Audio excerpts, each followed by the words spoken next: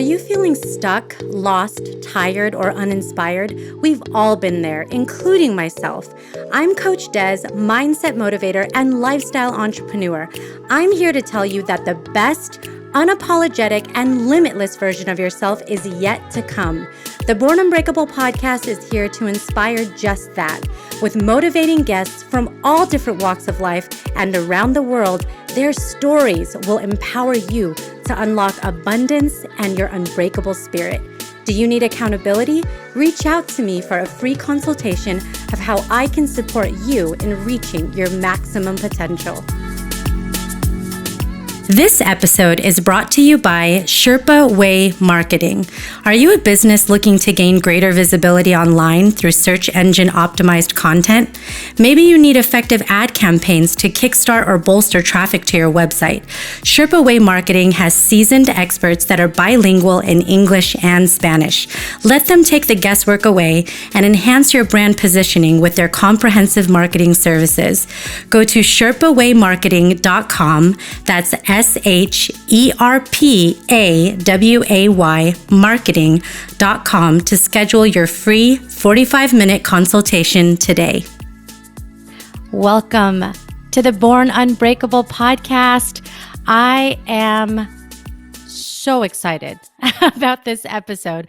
I know you hear my excitement every time I do an episode, but this one is a roller coaster. You know, when I learned about my guest, I've got Brent Cassity with me today.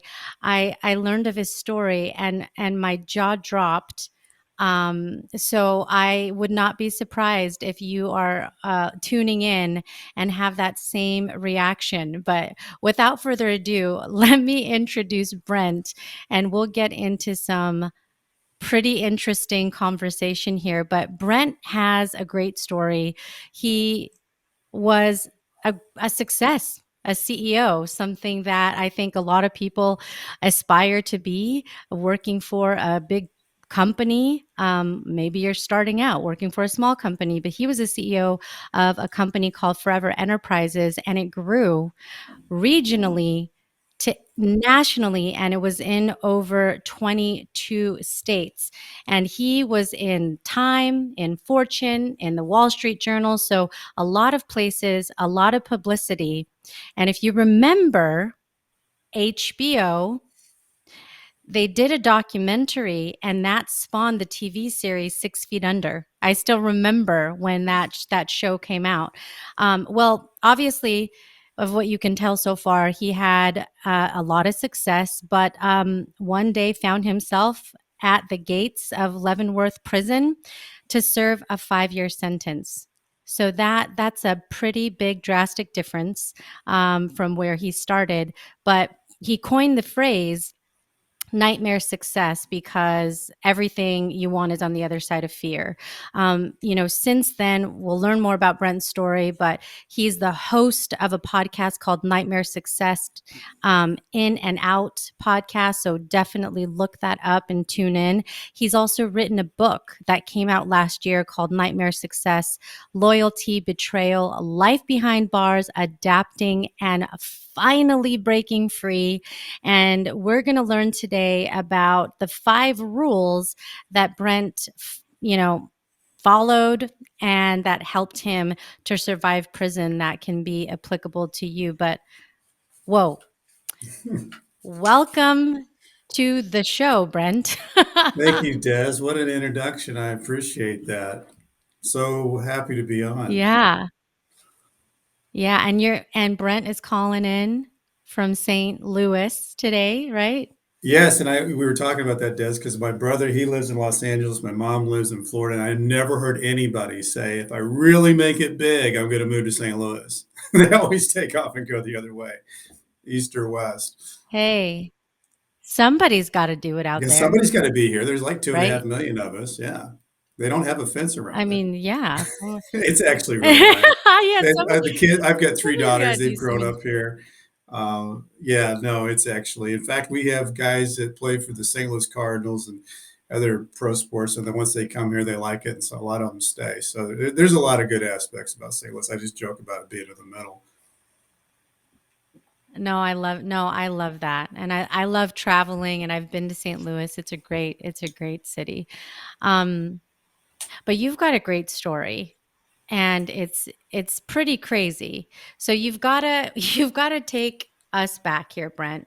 You know, you're running this big company. It's a national company. How did this How did it all all happen? unravel? Well, Yes. I always say, I had it all, lost it all, and found myself standing at the gates of Leavenworth. And, um, usually when something happens like this, that's happened in my life, when you have what I had, you almost think that it's all great, that you've made it and it's all good. I finally made it to where I wanted to be. And sometimes I think that's where people get blindsided. Success is great, life is great, second homes are great, family's great, but then you get blindsided. There's something you weren't paying attention to. And I grew up, Des, in an environment, a home where my dad was I idolized. He graduated. He won a state championship in high school, little bitty Buffalo high school, nobody even heard of, and then he went on and he graduated number one in his law school class, and he was a D1 athlete, basketball player. So I mean, when I was a kid, I was like, man, want to be just like this guy. And he ran out of law school and won some big cases. Then he got into business. But at 14 years old, all life was good. And my dad was on TV a lot and he was buying stuff. And it was just one of those things. Well, he came to Tyler and I, my brother, and one night, and he said, "Boys," he said, "I'm in a heap of trouble. And I think the only way to get out of this is being federally investigated with the bank I own. And I think I'm going to plea and to get past this so I can be with you guys and we can go and have a second life and get away from this." And I was like, oh my gosh, wait a minute. How does this happen? This is the guy, the golden touch of everything that he did. And the biggest guy, I wanted to be him. And I'm like, well, how in the world did this happen? So, the second part of that was, and by the way, we're also going to move, which at that time, we lived in a Southwest Missouri, Springfield, Missouri, and it was just like my place. So everything changed, Des. And so that was the first change in my life that was different than maybe most people have. My dad went to prison for 6 months when I was a freshman in high school, and we kind of hid it, like dad was away on vacation or he was working on and out of state building a new business, but it felt uncomfortable because you move into a new place, people say, well, where's the dad? What's going on? That all came back. Dad came back, and there was one business out of that whole thing, Des, that survived. And it was a strange business because it was a newer type concept. It was called National Prearranged Services, and a guy came to my dad when he was an attorney, and he put this together as an idea, and he said, "Oh, I'm just going to put this in a family trust, Rhonda, Brent, and Tyler, and if anything ever comes of it, I'm going to take 50% of it by putting this together." So the company was, you would go and you would take and make all the arrangements for your funeral ahead of time, so your family wouldn't have to do that. You pick out your music and who'd be the pallbearers and all that, and you take and pick the casket out and whatever. So it takes all the burden off the family. Newer concept, not a sexy company, but it was a needed service. And that company grew. I ended up joining that company 10 years later, after I got out of college. And that became a company that was our first company, National Prearranged Services. That was the one that didn't get a lot of attention. The company that Tyler and I started later on was Forever Enterprises. Forever Enterprises got tons of great attention because we were revolutionizing the way people remembered a life. We were creating 20,000 life stories for people to go to the cemetery and touch that screen and be introduced or reintroduced to that grandmother, great grandmother they'd never met.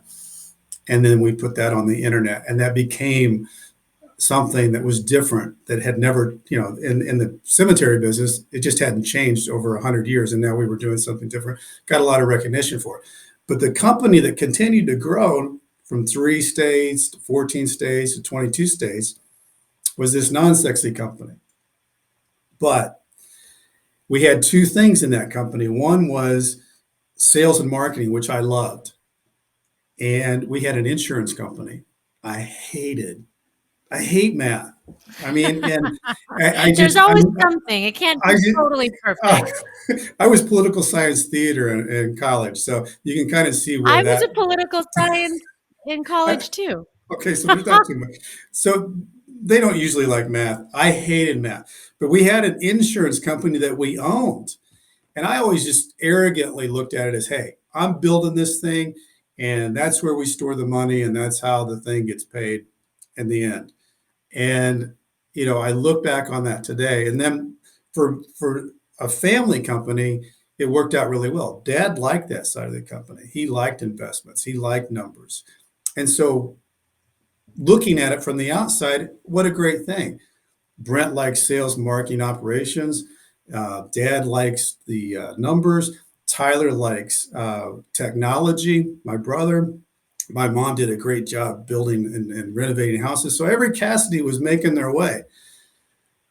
And then the nightmare hit. Once you think you've got it all going, everything's all on point, and it happened like I was driving my car, and at a gas station, I get a call from the president of our insurance company, and he says, Brent, I just got off the phone. Weirdest phone call from the state of Ohio, one of our biggest states that we were in. And he said, they've got information that they say is going to bring our company down.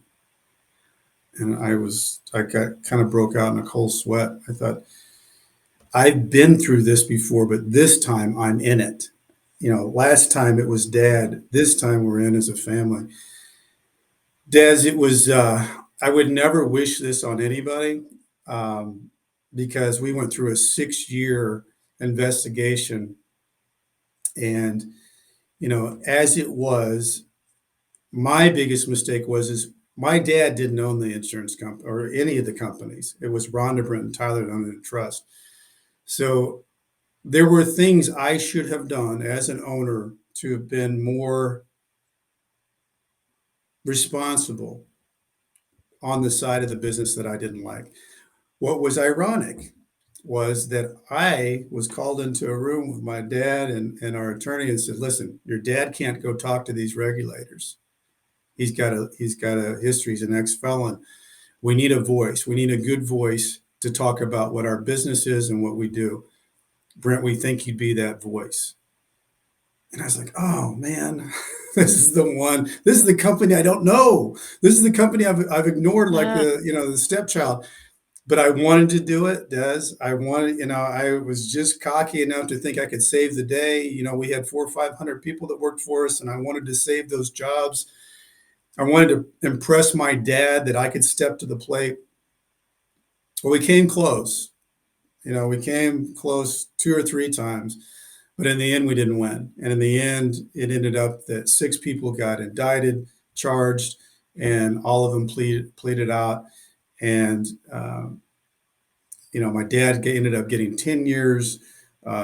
Randy Sutton, our CFO, got 7 years. Even our attorney got 3 years. I got 5 years.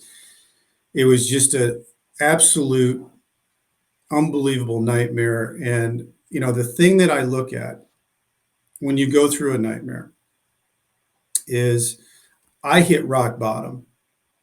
And I didn't hit rock bottom until I got to the very end of realizing I was finally giving up. It finally got to the point when my girls and wife sent me down and said, Dad, there's no way you can go to trial. This has been a hurricane of bad. And, the way that they do in criminal trials is they'll take wire fraud or money laundering or mail fraud, because if you've mailed stuff out for 30 years, they can stack those, and they all carry 20 years. And they can, anytime you've made a wire transfer, they can stack those. They all carry 20 years. So you're looking at hundreds of years. So you could go in and beat, 9 out of 10 of them, but then you're looking at one and you got 20 years. So it's a hard thing. You look at, why did 97% of the people that get indicted or charged, do they please? Because the chance of taking that risk, whatever you're charged with, a lot of people go when they're charged with murder because they got nothing to lose.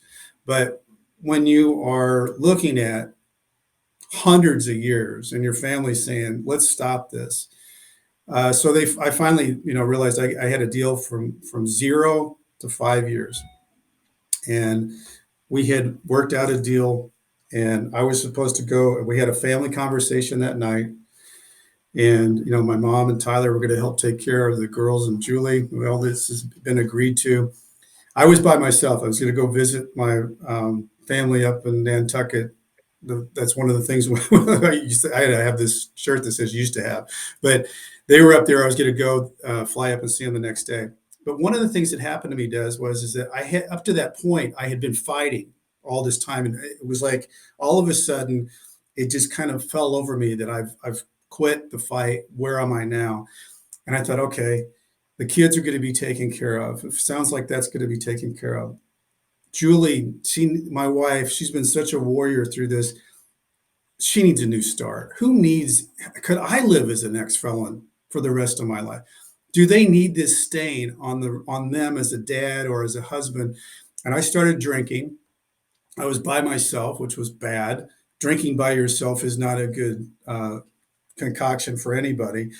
And I got out a sheet of paper and I started writing and giving my girls all this great fatherly advice going forward. And my wife, what a warrior she'd been, and my friends, how great they had been in supporting. And I got another drink, and I finished that letter, finished that drink, and got another drink. And I grabbed my keys, and I went downstairs to the garage. And I didn't know if I was going to go run into a tree or just let the car run. And Des, it's like something that you'll always remember the rest of your life. It was like something hit me like a bolt. I almost felt like I got jolted. I was like, "Oh my God, Brent, what are you doing? This is you're the glass half full guy. Can you imagine?" I'm thinking to myself, "Can you imagine, Brent, how your family would see your girls? My 3 girls, like, just gave up, a quitter, to go out this way. What a horrible legacy." And I just, at that moment, I thought, I can't do this to myself, of this blaming, victimhood, why me? I'm flipping the script right now, and I'm surviving. And whatever I've got to step through, however scared I am, because there's a lot of scary stuff coming at me, I'm going to step through it. And hopefully my wife and my kids and anyone around me can be proud of how I'm at least handling that. And hopefully I can bring something from this experience and help others. This all went through this rock bottom moment. And Des, what happened is everything that happened after that, it wasn't easy. Nothing was getting easier, what I was stepping into, but I felt different. I felt like I fought for this thing for 6 years. I hit a wall. I went all the way down to blaming, faults, why me, why this. And once I flipped that script, because here's the thing about victimhood. Victimhood is something that will take all your strength away from you, because you're pulling and you're projecting out that this is his fault, it's her fault, it's bad luck, all these different things that you can make up, but it doesn't give you strength. Surviving gives you strength because it makes you stand up taller, it makes you step stronger, it makes you stronger. So when I was standing at that gate at Leavenworth, I was absolutely, backing up. You wait after you plead, to get that letter in the mail. Where am I going?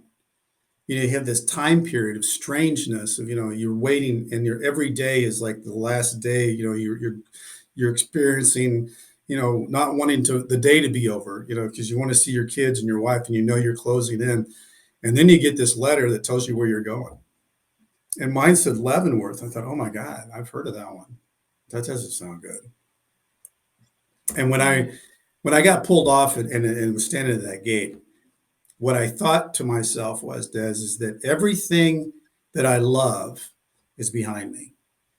Everything Mm. that is unknown to me is in front of me, and I've got to step through it. I've got to have strategies of something to get me through this. And that's how I learned how to live in that unknown prison environment. Oh my gosh. It's just mind boggling. But I think, you know, the darkness that you described, being drink after drink, thinking of all of your family, from your wife to your children, and the fact that you're, like you said, it's closing in on you. Time is just going by, and you know, as each day passes, you're getting closer to this thing that you are going to have to face. As they say, you know, face the music, right? Yeah. And there are choices that you can make, but the human condition is such that you have to go through those things. You have to go through the pain, the sadness, the anxiety, and this recognition point, which I have to imagine this is what it was like when you were at the gates of Leavenworth, that your whole life that you once knew was no longer. Right. And that's got to be this, you know, all of a sudden you have this new canvas that you have to figure out what you want to paint on it. Yeah. And the prison world is interesting too, Des, because you walk in there and you walk in individually and you don't know anything and they don't tell you anything. That's one of the things you learn, as soon as those gates open and you start walking, you can feel it. You can feel freedom coming off of you. And it's almost like a physical thing. And the other thing that is that anything that you ask won't be answered. And it's not something that because it's unknown, they want you to feel that. They want to put you in that cell immediately through this orientation so that you don't know how long you're going to stay in that cell. You don't know if it's going to be 5 minutes or 5 days. And all those things start getting into your structure, your mind, like, okay, I get it. I have no control. So how do I at least feel like I have control? And Mhm. as I started living that life, here's one thing I can always say to people, and I went and spoke to a college the other day about this. Nothing is ever as bad as your mind makes it out to be. Not even prison. Nothing is ever as bad as your mind makes it out to be. What my mind thought when I was standing at that gate to what actually happened, not nearly as bad. I found immediately within an hour after I made it through orientation of that hazing period, I had immediately they took me up to my bunk. So I had a bunk bed, a plastic chair, and a locker. That's what my life had been condensed to. But this guy walks up to me and he says, "Hey, you must be my new bunkie." This little short, boxy guy looked like he was a Hispanic guy. Looked like he could basically beat anybody up in our dorm there. So there's 50 bunk beds. Everybody had a chair and a locker. And if you've ever earned your way into what we call the suburbs, you could have your own cell with a two-man cell, which was downstairs.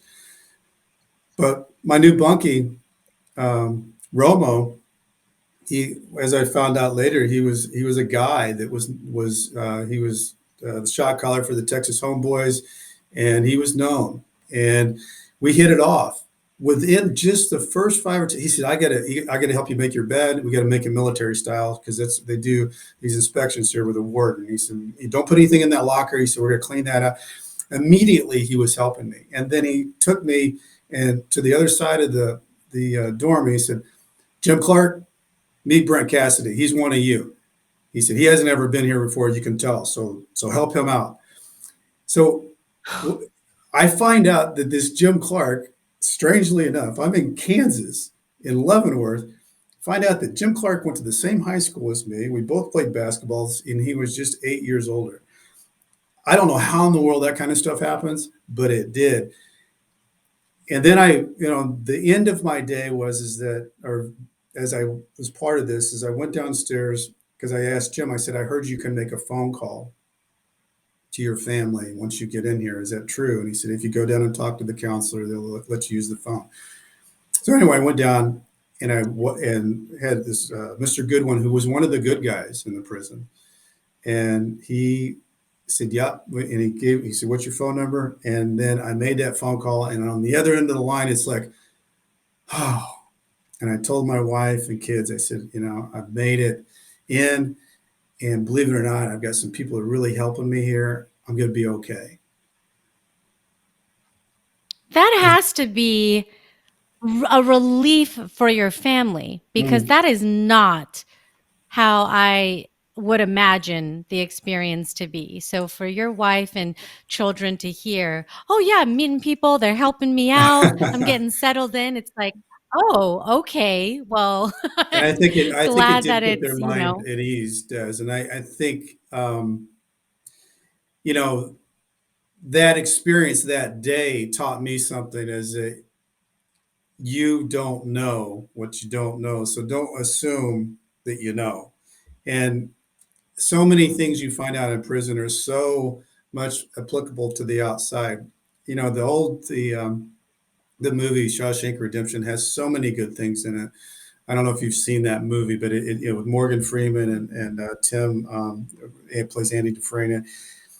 That one line where they say "get busy living" or "get busy dying," that is really how prison is. You either see people that are trying to make it work and trying not to lose themselves, and then you see people that have given up and they become institutionalized.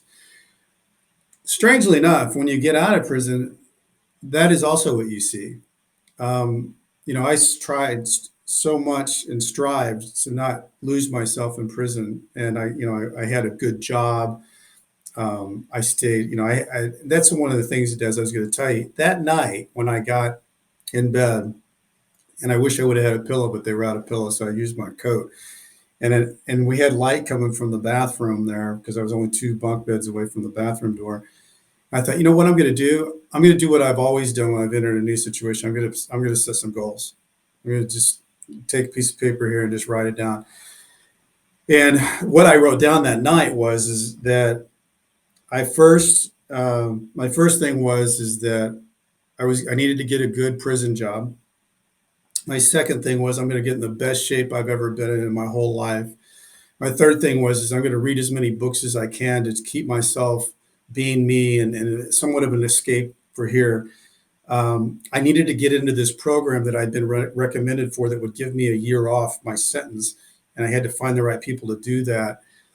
And the other thing is how to connect to the outside world. How do I get on the phone? How do I get onto this TrueLinks Core Link system so that I can talk to people and be able to straddle the other side of the fence? And that was really very basic of what I wrote down that night, but it kept me to where, and then my 5 principles that I lived with really, as I kind of when I grew my business, I found that these principles actually helped me survive prison and not lose myself in prison. If you don't mind, I'd like to share them with you because I think they're good for prison, they're good for life, and they're good for business. And it kept me from being I would lost. love that. Okay. Yeah, So the absolutely. first thing was, Des, is that, and it always worked for me when I was like a young 20 something, is humble yourself and ask for advice. And in prison, it was so important to look around and just take it in and see, is there somebody, does somebody have a job that I'd like to have? Does somebody look like they're getting along? Does somebody have a workout routine? Any of those things. Somebody looks like they're doing their time better. Talk to them, see how it's working. And it's always so amazing to me how people are willing to tell you about it. Same thing in business. When I was a up and coming young kid, growing a company, I'd read something in the newspaper or a magazine article, and I would just call them and say, "Hey, I just read this incredible article about you, and this is really interesting because this is something I'd like to do." And it was always amazing to me that, first of all, that you could get a hold of them, and secondly, because they were kind of proud of themselves and what they were doing, they'd tell you how they did it. And all of a sudden, you got the answers to the test before the test. But you have to humble Right. yourself. You don't know all the answers. So that one really helped me in prison because I was able to take in a lot and then decide, okay, what fits for me? How does that fit me? Can I use that? Is that how I can do my time? The second thing was, and I brought up Shawshank Redemption because you've got to have and find your Zewantaneo.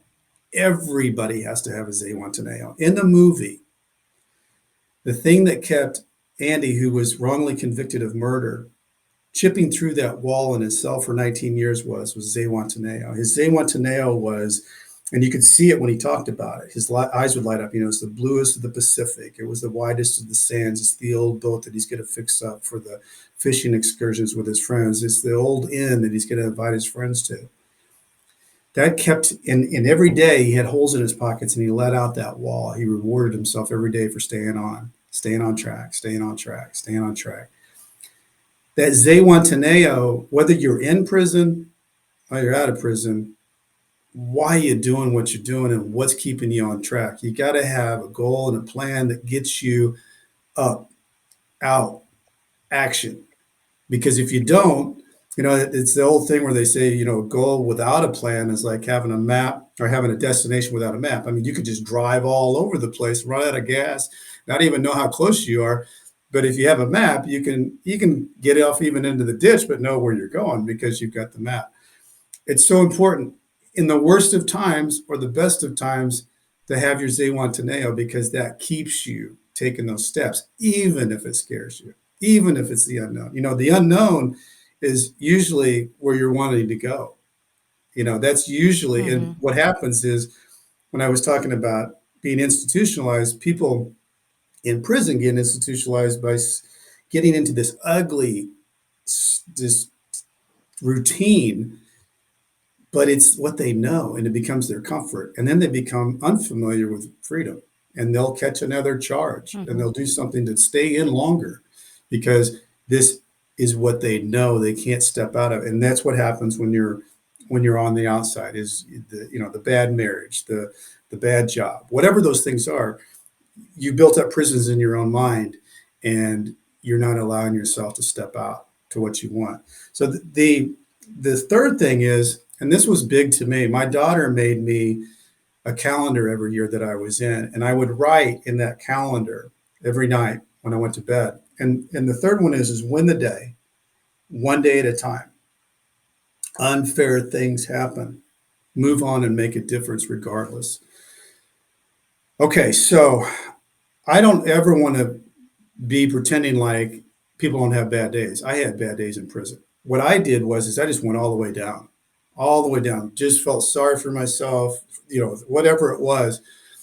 My trick was to my brain was not to have two bad days in prison. And so I couldn't, my thing was I might have written, and this would have been a bad day, but this second day, I had to find something that I could win the day with. Two bad days in a row is a slippery slope to get you in a bad situation where you're going down the wrong way now. Easier to be on the slippery slope than to steady yourself to not have two bad days. So win the day, one day at a time. Unfair things happen, make a difference regardless, is something that I think everybody can use. The other thing about prison is I couldn't look 5 years in the future. I couldn't look 3 years in the future. It's too overwhelming. I could look at the day, I could look at the week. And if I could get through that, that was surviving. Not 3 years, not 5 years. How do I win today? How do I be myself today? And then you can win the week and the month. So that's the fourth thing was obviously a big one because here I am in prison and I've made mistakes. Learn from your mistakes. They do not define you, but they do make you wiser. And I think this is one of the things that younger people get confused with. They're afraid to make mistakes because they see it as failure. Mistakes are always about growth unless you're making the same mistake over and over. There's a difference. If you make a mistake, you learn from the mistake, and then that's what you grow from. Whether it's personal or whether it's business, within life, that mistake sometimes can be the thing that you make the most growth with because you won't make that again, and now you have that wisdom. The only time you get into a spiral is continuing to make the same mistake over and over and not learning from it. That's a problem. Um, the the fifth one to me might have been, I don't know, maybe my most important besides the win the day, but don't give in. Don't give up. Keep being yourself regardless of the circumstances. Otherwise, you will lose what makes you you. And I think this is was important for me in prison because regardless of the circumstances, I still wanted to be Brent Cassity. I still wanted to be the guy Mhm. that I knew and I believed in, even though I found myself in prison.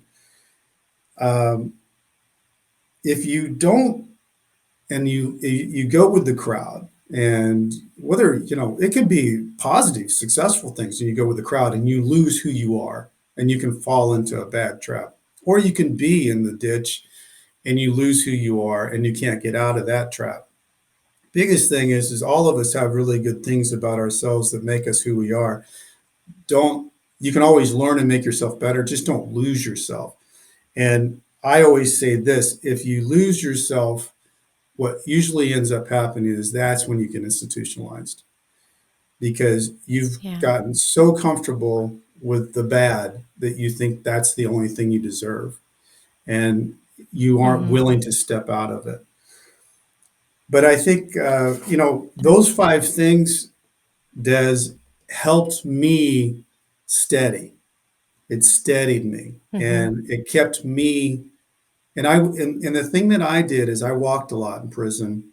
I could walk 6 miles a day after I work out or something, and I was always thinking, okay, what are you going to do, Britt, with this experience? What are you going to do? You're in prison. I mean, my goal in life was to revolutionize the way people thought about death and dying. Now I'm in prison. What can I do with this experience? And I started thinking about Mhm. nightmare success. Um, and I came to those two words because they don't usually seem like they're together, right? You don't, nightmare and success. Paradoxical. Yes. Yeah. But if you think back and reverse it out, they're always together. Anything you ever want in life, you're going to have to step through your fears. You have to step through your nightmares, whatever makes you uncomfortable, whatever is unknown. And that is said it once you do that, once you step through that nightmare, your fears, your unknowns, and you step to the other side, you climb it, you go under it, you go around it, you get to the side that sets yourself free. That's the key.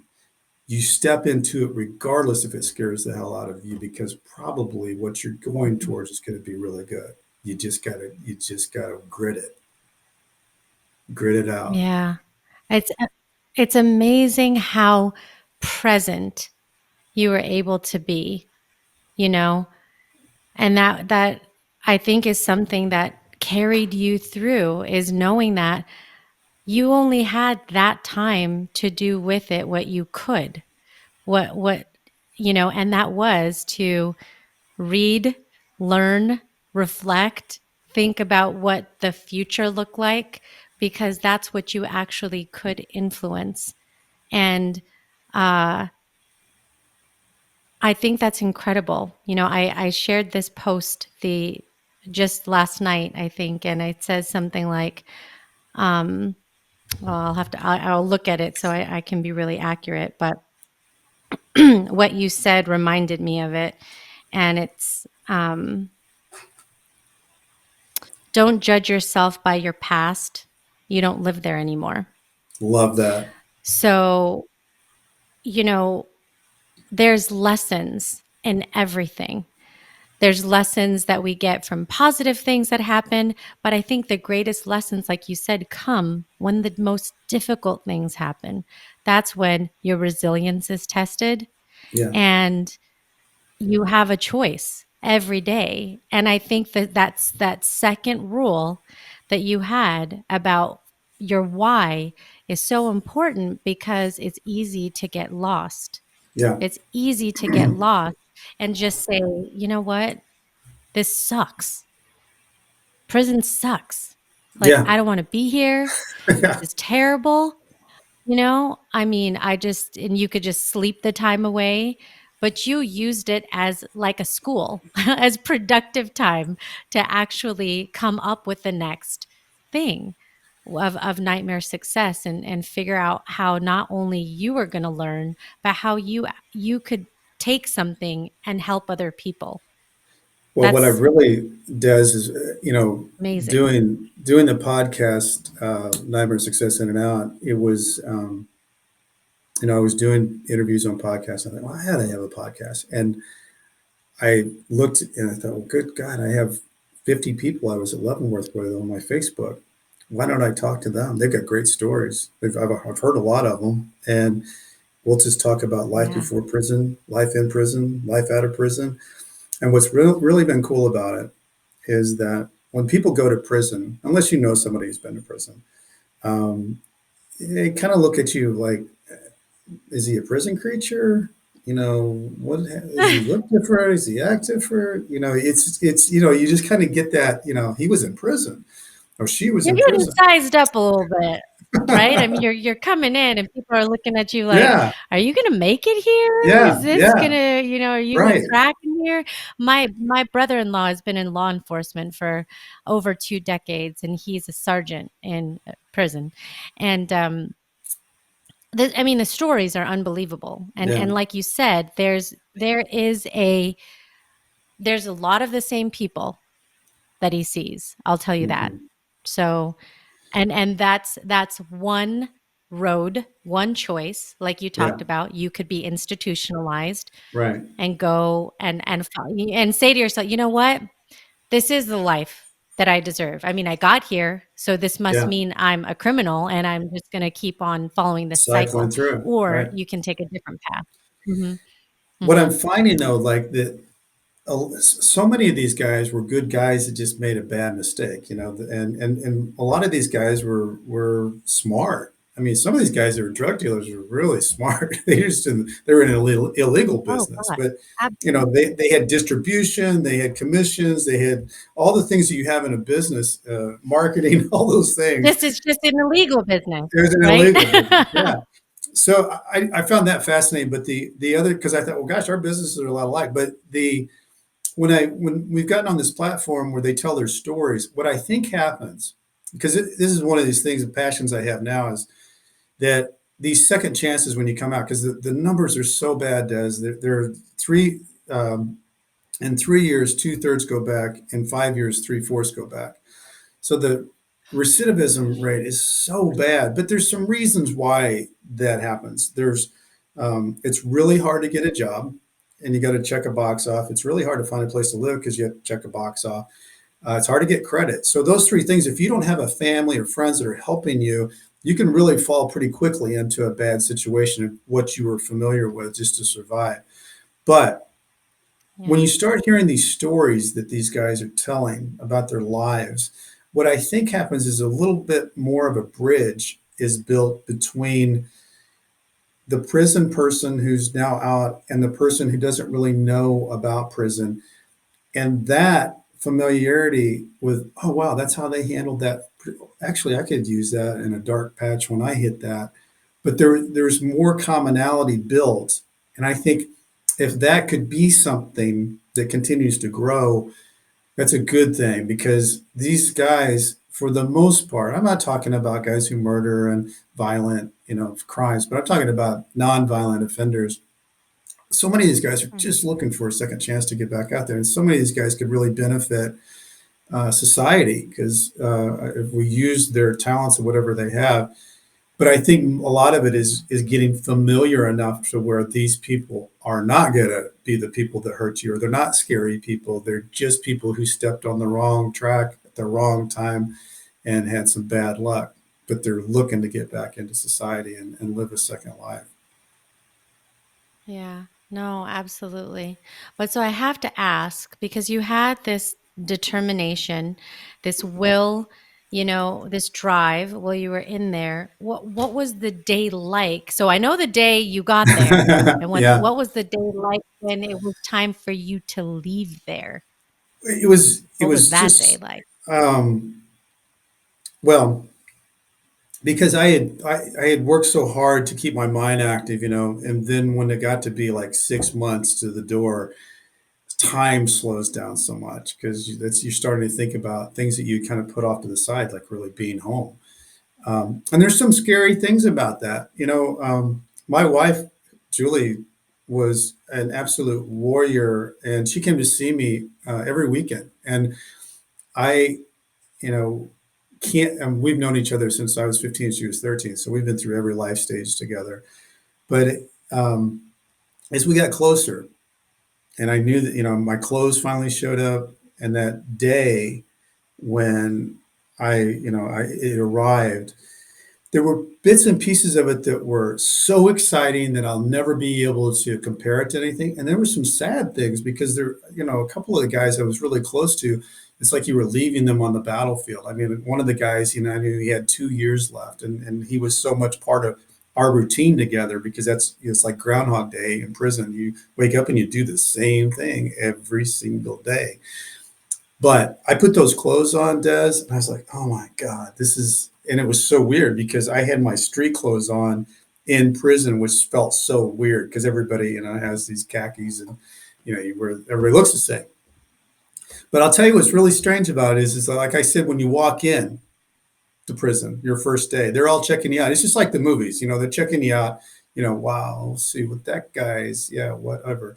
And you walk in alone and you're being checked. When I was leaving, it was like there was a line of guys and we were slapping high fives and getting, it was like such a exactly 180-degree difference than walking in.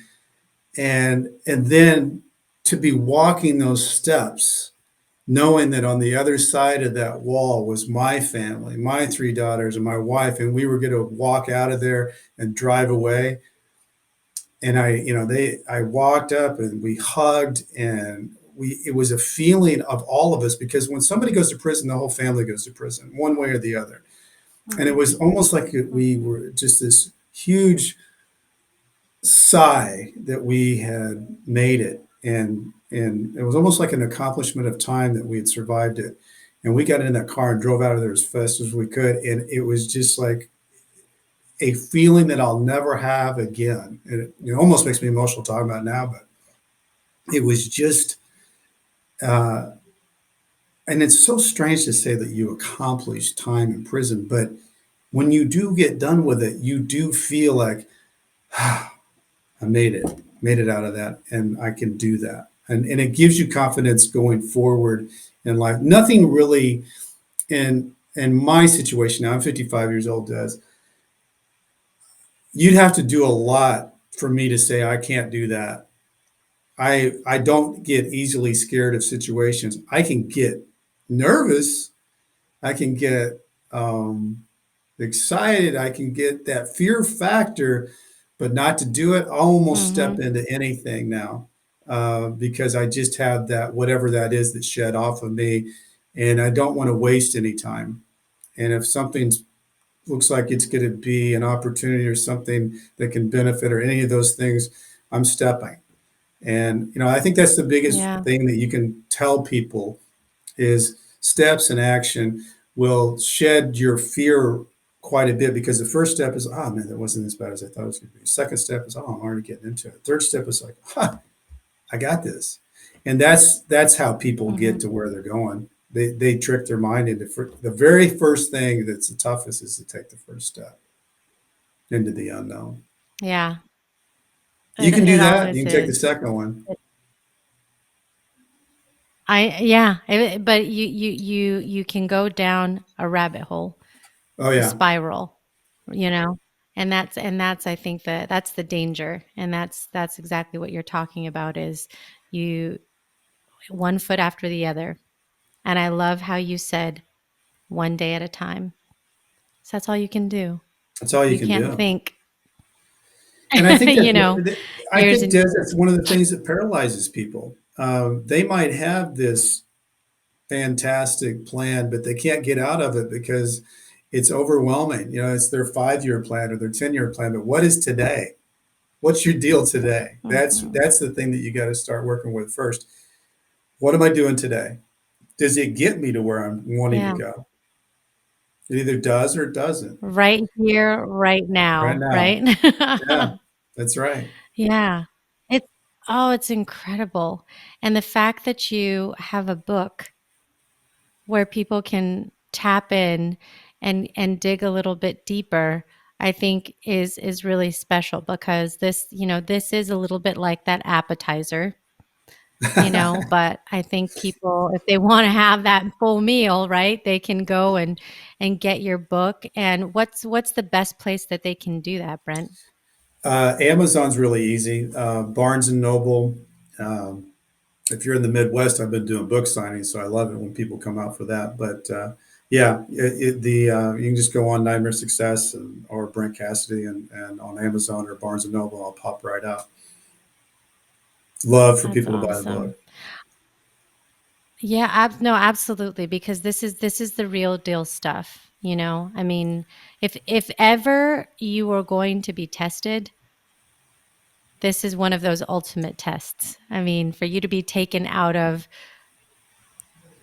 civilization, regular day to day, and then be enclosed, limited, you it's kind of like Survivor or something. They've It got all kind of these is. I shows of used to how, watch that a how does lot. how does the right, like your mental game gets Yeah. tested when things get essentially taken away from you.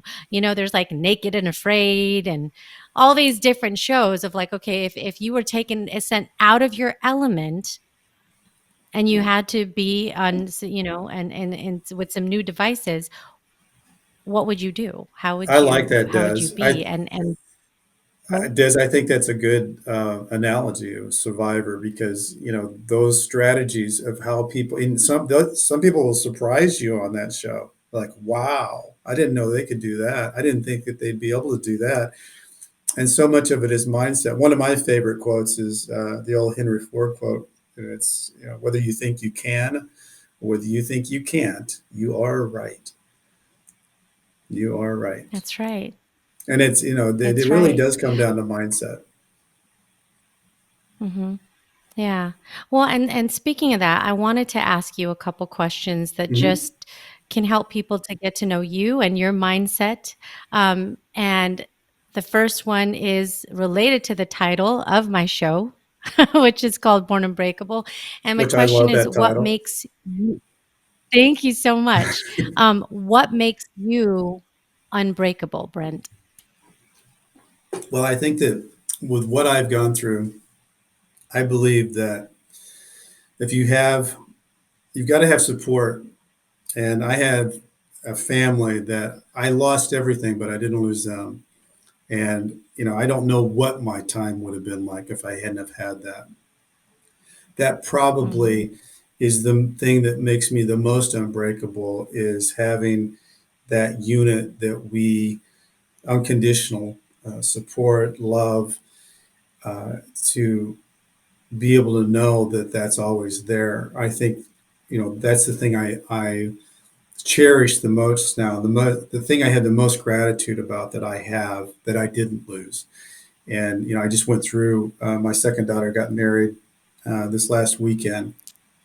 And my oldest daughter is getting ready to have twins in a couple of months. And I think when I hit those moments in time, I was thinking, just thank God I'm here.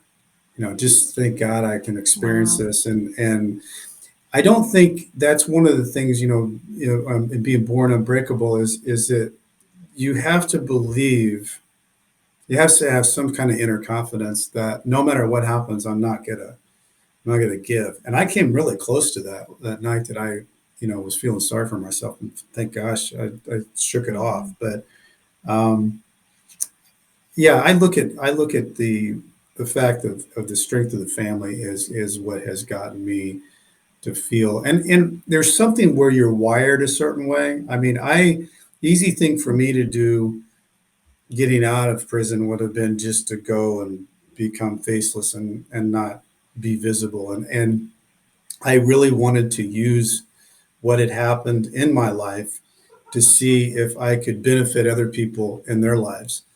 And that fills me up. and I'm living a different life now than I did, in my 40s and 30s and 20s. But I'm really getting filled up by what I'm doing right now, and it's not about money. It's not about whatever that is. It's about, are you making a difference? Are you affecting change? Yeah. And how does that feel? It feels that can feel pretty good.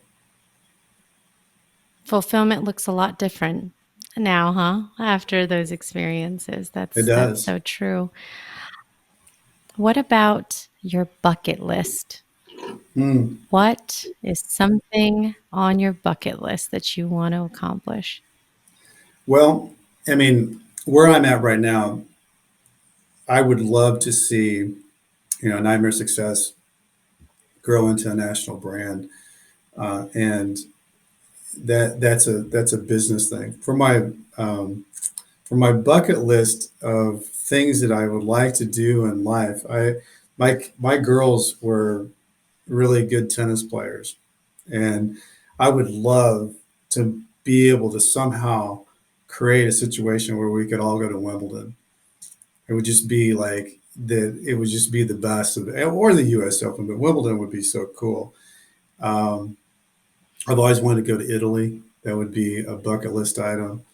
Um, and Cassity, there's an old Cassity pub over there in Ireland. I'd love to visit that someday. And ultimately, I don't have these, like, if I could end my life retired down Table Rock Lake with a boat, listening to the Eagles on the radio, riding with Julie and watching the sun go down, I'd be pretty happy. Pretty happy guy. That sounds like pure joy right there, but I love that. And I have all the faith that you are going to do those things because you have demonstrated that when you're committed to doing something, you sure do accomplish it. So I have the faith in that. What about a limiting belief? What is a self-limiting belief that you've had to overcome? Oh, wow, that's a good question. Good question. Because there's all different kinds of limiting beliefs that you have as you are in different stages of your life. Um, I guess one of the things that I had as a limiting belief for me was, is I was a kid who grew up in a small town, and when I got into bigger situations, was it did I belong? I had this weird thing in my head, like, did Brent Cassity belong in this situation? And as I got older, Mhm. I realized that, yeah, everybody belongs if you're making it to wherever you're wanting to go.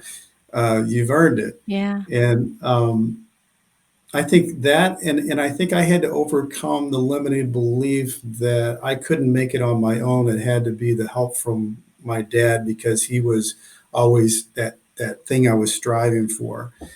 And since Mm. dad he passed away a couple of years ago, and as we've gone through all of this, I think, that limiting belief that I always needed him to pass it by, to make sure that this was going to be, the right direction or the right idea or the right thing to do. Uh, and I used that maybe as a crutch, as a limiting belief that I couldn't make those decisions on my own. And I think, as I've gotten older, that limiting belief has shrunk, because now I'm just doing things that I think it feels right. I'm doing that because I've only got so much time, and I'm going to step into it no matter, regardless. So yeah, and that's a Yeah. weird thing when you get into a family business too, is because I think that's why you see like famous rock bands break up. Like you see the Eagles and Beatles and all those different people break up, because they all want it on their own. Your family business, it's mine, it's on my own. Yes. I did that.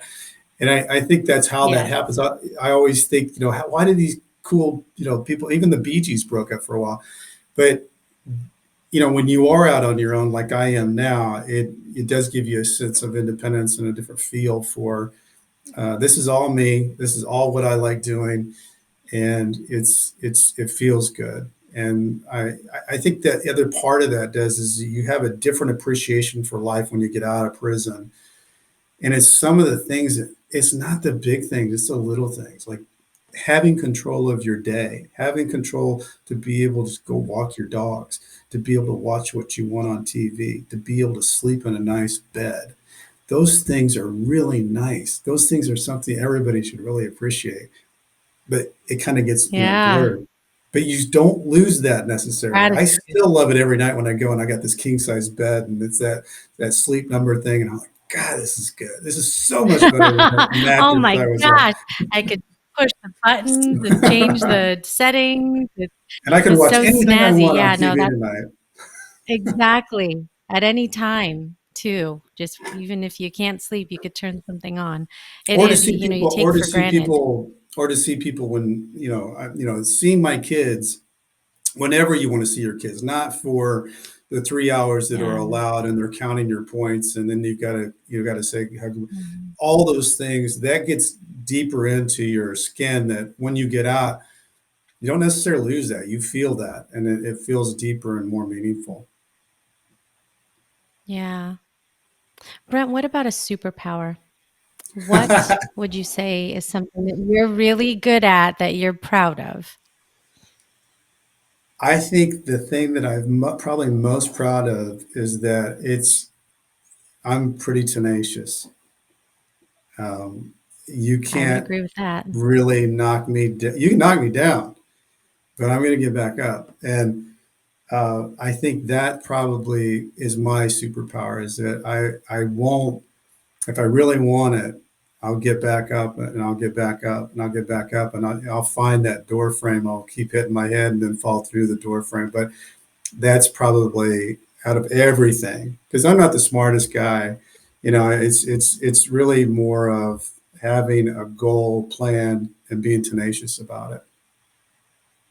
Yeah. Oh, tenacity. I love that. Okay, Brent, if there was one last piece of advice that you could give to anyone listening, what would that be? I think one of the things I think that is important from the takeaways that I've had in my life is that regardless of where you are in life, find what fills you up, find what you have the passion of, and step towards that. And don't let your mind, because like I said, nothing as bad as your mind makes it out to be, not even prison. Step into it, because I can tell you that not stepping into it makes you feel small. Stepping into it gives you strength. And like we were talking about earlier, Des, usually when you're stepping into something, it is going to be an unknown, but it is something that you want to step towards. Go ahead and do it. And you'll feel better as you keep taking those steps. Action is a freedom, and you don't want to not take those steps, because that's that institutionalized feeling of, basically looking at what could I be, what am I missing, and having that fear of missing out. Just step into it, and you'll feel better. Hmm. Every step will make you feel like you're doing something that's positive. Even, and I'm not saying that there's not going to be steps that you take that will knock you off track, but as long as you keep taking action and stepping forward, if I get stepped back a little bit, just take another step forward, it'll change your life. Yeah. Oh, that is so powerful. That just that first step makes the biggest difference between, wondering if you could have versus standing there and saying that you did. Right. And I'm so grateful that you've been vulnerable to share your story. It's not easy to talk about, these kinds of things. I somehow, though, believe that with every opportunity that you are able to share, it gives you strength and it gives people hope. And I think that is the gift that I would love to leave people with is it is inevitable. Like you said, life throws things at you and oftentimes when you don't expect it. And it's how you react that makes all the difference. It's how you show up and what you decide to do that is, the difference between despair and triumph. And you've certainly been an example of that. So I appreciate you taking the time to share your story, Brent. It's amazing. Well, Des, I appreciate it. I love the Born Unbreakable theme. That's what you are doing, affects things for the positive. I think it's so great.